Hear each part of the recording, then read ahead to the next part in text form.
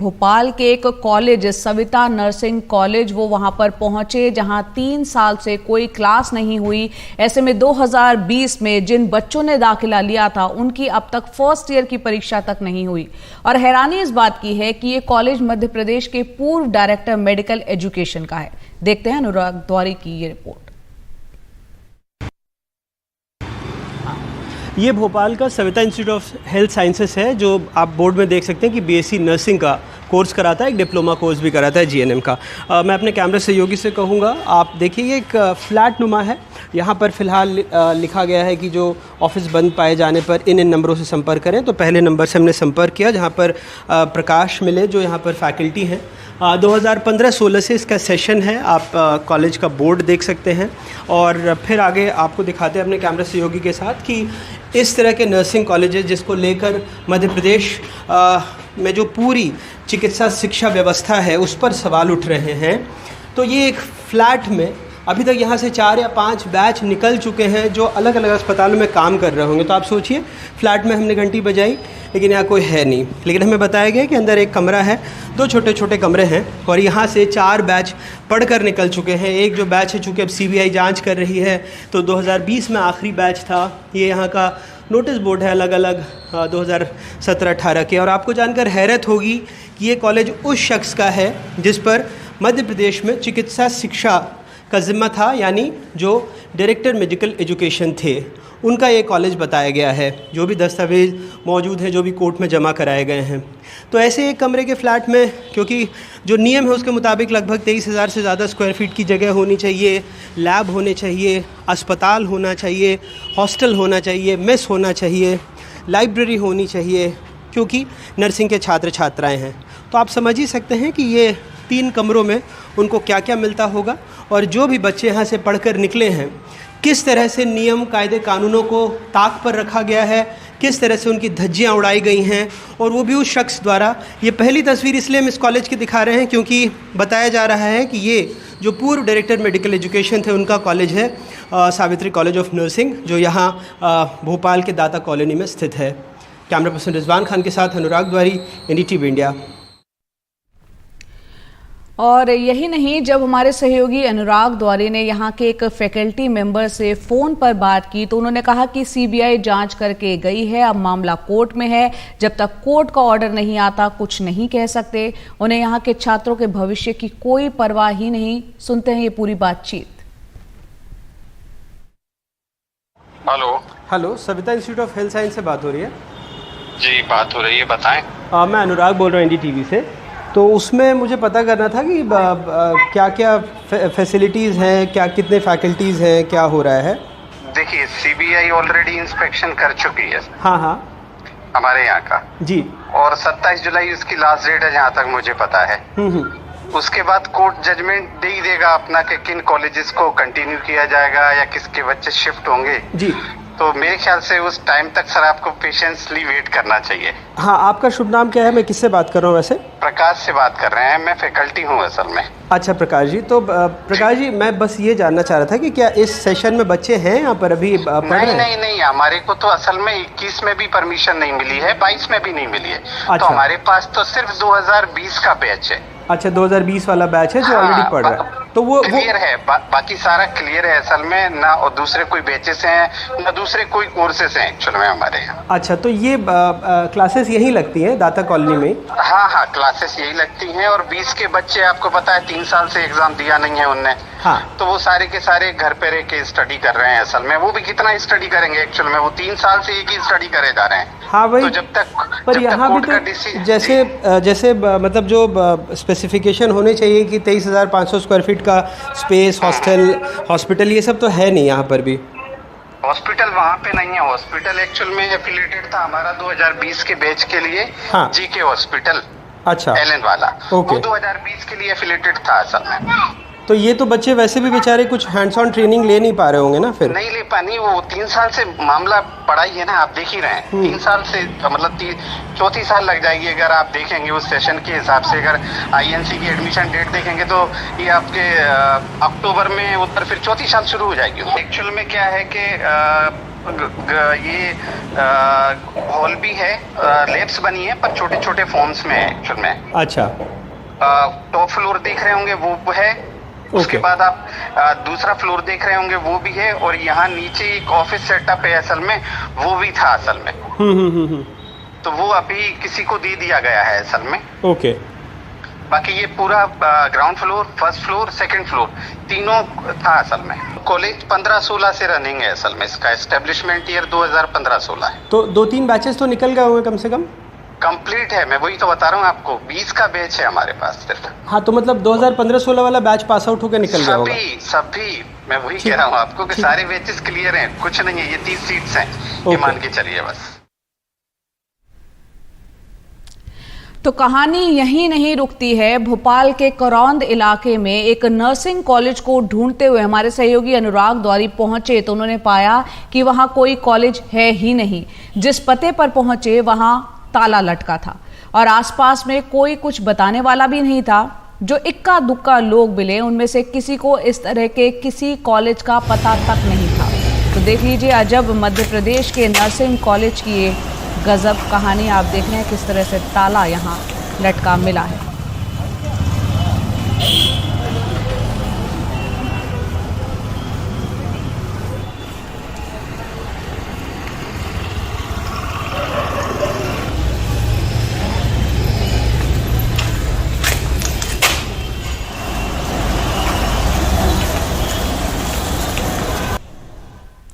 और जब हमने इस पूरे मामले में मध्य प्रदेश के स्वास्थ्य मंत्री से पूछा तो उनके पास सिर्फ एक ही जवाब था। वो क्या था वो सुनते हैं।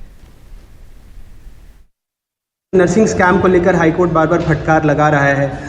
उसके नर्सिंग के बच्चों की परीक्षाएं आपका विभाग नहीं है, लेकिन फिर भी बतौर स्वास्थ्य मंत्री सुनिश्चित करेंगे कि प्रदेश को अच्छे नर्स मिले, मेल नर्स हो चाहे फीमेल नर्स। नहीं, लगातार हमारा प्रयास चल रहा है। हम लोगों ने 52% HR हमने बढ़ाया है, चाहे डॉक्टर हों उसमें, चाहे नर्स हों उसमें हमारी, चाहे हमारी ANM बहन हो, चाहे हमारा पैरामेडिकल स्टाफ हो। नहीं, नर्सिंग कॉलेजों को लेकर तो फर्जीवाड़ा चल रहा है, उसको लेकर कोर्ट में जो चल रहा है तो कोर्ट का उस मामले में कुछ कहना नहीं। Thank you sir. तो जाहिर सी बात है लाखों छात्र इस वक्त परेशान हैं। इनकी परेशानी काफ़ी परेशान और चिंता पैदा करने वाली बात है। और पिछले 3 साल से ये एक ही क्लास में पढ़ रहे हैं ये छात्र, क्योंकि इन छात्रों की परीक्षा पिछले 3 सालों में एक भी बार नहीं हुई। प्रदर्शन करने निकलते हैं तो अगले दिन कॉलेज के बाहर उनको खड़ा कर दिया जाता है और सवाल जवाब किए जाते हैं। कई तो अपनी आवाज़ उठाने के लिए जेल तक जा चुके हैं, कई रात में पेट्रोल पंप और कॉल सेंटर पर जॉब करने को मजबूर भी हुए।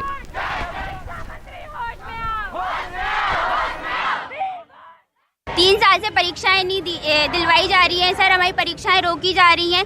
जो गलत कर रहे हैं उन्हें रोकिए। आप घोटाले के बारे में हमें पता चला था तो उस घोटाले के लिए हम सीबीआई जांच चल रही, इतने महीनों से 3-4 महीने और चलेगी। उन्होंने ये अभी आदेश दिया है 27 तारीख को सर, लेकिन ये गलत है ना। जो बच्चे पढ़ाई कर रहे हैं, मेहनत कर रहे हो, कम से कम उनके लिए तो परीक्षाएं आयोजित करानी जानी चाहिए।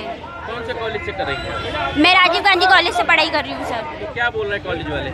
सर हम ऑर्डर ही नहीं आया, परीक्षाएं रुकी गई हैं सर। मांग ये है कि हम लोग के एग्ज़ाम नहीं हो रहे हैं सर। MPMSU हमारे एग्ज़ाम क्यों नहीं डिक्लेयर करा रही है? हम सारे स्टूडेंट्स हम लोग का भविष्य दांव पे लगा है। हम लोग अपना फ्यूचर बनाना चाहते हैं ना, तो हम बस शिवराज मामा से बस इतनी अपील करते हैं कि हमारी मांगे पूरी करें और बस एग्ज़ाम डिक्लेयर करा दें और एग्ज़ाम करा दें हम लोगों के। क्या डिमांड है? क्या मांग है? डिमांड यही है कि हम लोग 20 से 21 के सेक्शन वाले स्टूडेंट हैं। हम लोग का 3rd ईयर भी अब समाप्त होने वाली है, लेकिन फर्स्ट ईयर का भी अभी तक एग्ज़ाम नहीं हुआ है। लगभग कितने बार एग्ज़ाम का डेट आकर के पोस्टपोन हो चुका है। तो हमारी सरकार से यही गुजारिश है कि वह समय से फर्स्ट और सेकेंड ईयर का प्रमोशन करे और 3rd ईयर का एग्ज़ाम जितना जल्द हो सके उतना जल्द ले सके। सरकार अपनी हर कोई काम कर रहा है, लेकिन स्टूडेंट के साथ जो ये खिलवाड़ हो रहा है ये बिल्कुल नहीं चलेगी, क्योंकि जो सरकार स्टूडेंट के साथ खिलवाड़ कर रहा है, जब सरकार जो सोच रही है जो स्टूडेंट को जो बुला कर रखे, भांजा भांजियों कह करके बुला कर रखे, ये बिल्कुल नहीं चलेगी। हमारी यूनिवर्सिटी में चल रहा है कि 3 साल से स्टूडेंट फर्स्ट ईयर में ही पढ़े हुए हैं, किसी का एग्ज़ाम नहीं हो रहा। यूनिवर्सिटी बहुत विफल है एग्ज़ाम लेने में और यूनिवर्सिटी में स्टाफ भी नहीं है प्रॉपर। और इसका मतलब यूनिवर्सिटी ने बहुत सारे फर्जी कॉलेजों को भी मान्यता दे रखी थी उनके चक्कर में जो अच्छे कॉलेज थे उनके स्टूडेंटों को भुगतना पड़ रहा है। काफ़ी सारी समस्याएं हो रही हैं। पैसे देकर कुछ डिग्री खरीद रहे थे ऐसे कॉलेजों ने, मतलब जिनके पास ना तो कुछ डॉक्यूमेंटेशन है, ना लैब है, ना कुछ है, ऐसे कॉलेज खोल लिए। वो कॉलेज सिर्फ नेता लोगों के थे और उनके वजह से जो अच्छे कॉलेज थे उनको भी परेशान होना पड़ रहा है और जनता सबसे ज़्यादा परेशान हो रही है, जिसमें छात्रों का बहुत ज़्यादा नुकसान हो रहा है। तो अनुराग द्वारी की आपने एक ग्राउंड रिपोर्ट देखी, एक्सक्लूसिव तस्वीरें भी उन्होंने दिखाई। सीधा उन्हीं का रुख करते हैं अनुराग का। अनुराग, बेहद हैरान हो रही हूं मैं इस खबर को देखकर, और सबसे बड़ी चिंता यहाँ पर 1.5 लाख नर्सिंग छात्रों का भविष्य। आखिर इतना बड़ा फर्जीवाड़ा कैसे चल रहा था? जया, पिछले कुछ दिनों में अगर मैं आपको कागज़ों का पुलिंदा दिखाऊं तो ये पकड़ने में भी आपको एक हाथ से दिक्कत आएगी। ये लगभग कुछ भी नहीं तो लगभग इसमें 11,000 के आसपास कागज़ हैं। और अगर मैं आपको एक पहला कागज़ दिखाऊं, इसमें मैं नहीं कह रहा हूं, ये सरकार कह रही, क्योंकि सरकार को अक्सर बुरा लगता है ऐसी खबरों का, कि जो लेक्चर हॉल है वो न्यूनतम 600 वर्ग फीट का होना चाहिए 30 से या कम विद्यार्थियों के लिए। और नर्सिंग फाउंडेशन की जो प्रयोगशाला है वही अपने आप में 1500 वर्ग फीट की होनी चाहिए। जो एडवांस स्किल प्रयोगशाला है 900 वर्ग फीट की होनी चाहिए। जो पीडियाट्रिक्स प्रयोगशाला है वो भी 900 वर्ग फीट की होनी चाहिए। और ऐसे का मल्टीपर्पज़ हॉल है 3000 वर्ग फीट के लिए। कॉमन कक्ष है, प्राचार्य कक्ष है, उप प्राचार्य कक्ष है। सब मिलाकर अगर आप देखेंगे तो ये लगभग 23,600 वर्ग फीट कम से कम तो होना ही चाहिए। जो आदिवासी या पहाड़ी इलाके हैं उनके लिए नियम कुछ अलग हैं, लेकिन ये तमाम जो दस्तावेज़ हैं वो बताते हैं कि मध्य प्रदेश में जो नर्सिंग कॉलेजेस हैं उनके साथ दरअसल हुआ क्या है। और ये 1-2 छात्र नहीं है जया, ये लगभग 1.5 लाख से ज़्यादा छात्र हैं। तो जो पहला कॉलेज हमने आपको दिखाया वो दरअसल यहाँ के जो निदेशक थे चिकित्सा शिक्षा विभाग के, जिन पर दरअसल जिम्मा होता है। और हम एक पर ही जिम्मा क्यों कहें, जो भारतीय नर्सिंग काउंसिल है, जो राज्य की मेडिकल यूनिवर्सिटी है, उसके अलावा जो उन संबंधित राज्यों के जिलाधिकारी होंगे या स्वास्थ्य सेवाओं से जुड़े अधिकारी होंगे, क्या सबकी निगाह से नहीं गुजरा? देखिए, सबसे ज़्यादा तो 2020 यानी जो कोविड काल था या 2021 में 670 नर्सिंग कॉलेज खुले हैं मध्य प्रदेश में। और जब उनसे अस्पताल और बेड मांगा गया तो उन्होंने साफ मना कर दिया कि उनके पास नहीं है, जबकि नियम कहते हैं कि कम से कम आपके पास 100 बिस्तर वाला अस्पताल या उससे संबद्धता तो होनी ही चाहिए ताकि नर्सिंग के स्टूडेंट्स को वहाँ पर एक ट्रेनिंग मिल सके। अब आपको एक मज़ेदार वाक़या 2018-19 का बताता हूँ। गुना के एक कॉलेज में जब टीम पहुँची, छात्र प्रदर्शन कर रहे थे क्योंकि उनका विरोध उनकी ट्रेनिंग नहीं हो पा रही थी, तो ट्रकों में भर के, इसकी तस्वीरें भी हमारे पास पुरानी तस्वीरें पड़ी हैं कि ट्रकों में भर के मरीजों को लाया गया और जब उनको भर्ती कराया गया और जब एक की पट्टी हटाई गई तो जो वहाँ पर सिरिंज लगानी थी वो सिरिंज थी ही नहीं, जबकि उसके इधर दिखाया जा रहा था कि वो ड्रिप चढ़ रही है। तो ये आज से नहीं, पिछले 7-8 साल से ये घोटाला, घपला, आप जो भी नाम देना चाहें वो चल रहा है। पहले यहाँ पर व्यापम में आपने देखा कि किस तरह से फर्जी डॉक्टरों की, अब आप देखेंगे कि इस तरह से फर्जी नर्सिंग।